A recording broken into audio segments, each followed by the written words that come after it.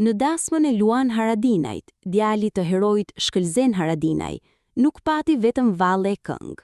Pati edhe një rrëfim që preku zemrat e të gjithë të pranishmëve, dhe më pas të gjithë shqiptarve.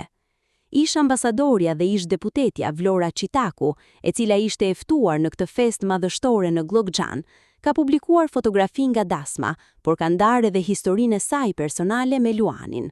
Një histori e cila sipas saj filloi shumë vite më parë, në një vend të shenjtë për të gjithë shqiptarët, në shënimin e epopesë së Dukagjinit.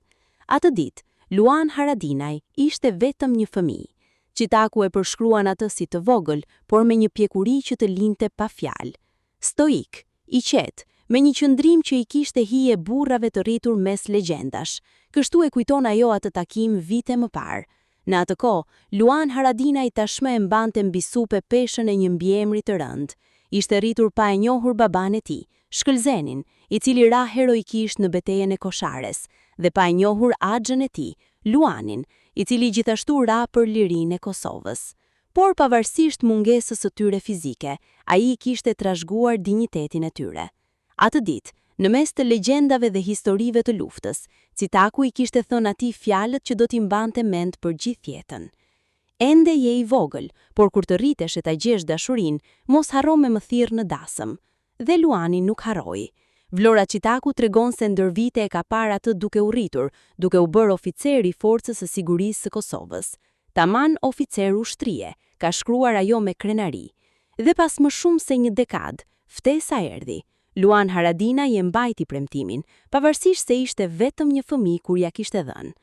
Nuk kishte harruar Luani, u trashëgofsh Luani i Kosovës, ka shkruar Qitaku në Facebook, duke e quajtur atë Luani i Kosovës, një titull që nuk u jepet shumë njerëzve. Ky rrëfim i Qitakut nuk është thjesht një histori e bukur për një martesë, është një dëshmi se si fëmijët e dëshmorëve të Kosovës nuk e harrojnë kurrë preardhjen e tyre. Luan Haradinaj mund të ishte rritur pa baban e tij, por ai u rrit me dinjitetin e tij. Ai nuk harroi askënd që i qëndroi pranë familjes së tij në momentet më të vështira. Dhe kur erdhi koha për të festuar gëzimin e tij më të madh, ai i ftoi të gjithë ata që ishin pjesë e rrugëtimit të tij, përfshirë edhe Vlorën Qitakun, e cila e kishte parë atë të rritet dhe e kishte inkurajuar me fjalë të ngrohta vite më parë. Vlora Qitaku në rrëfimin e saj thekson se emri Luan nuk është vetëm një kujtim për të rënët, por një përgjegjësi, një dinjitet dhe një vazhdimsi. Dhe Luan Haradinaj, djali i Shkëlzenit, po e mbart atë emër me dinjitetin që i takon. Në dasmën e tij, ai tregoi se pavarësisht se sa e vështirë ka qenë rruga, ai nuk e ka harruar kurrë preardhjen e tij, dhe as njerëzit që e kanë mbështetur atë gjatë saj.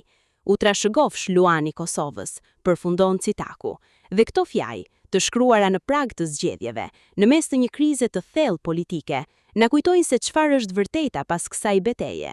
Një kombin, i cili pavarësisht gjithçkaje, vazhdon të gjejë forcat për të festuar dhe për të nderuar heronjtë e tij. Më shumë se një histori, ajo na tregon për dinjitetin një kombi të tërë.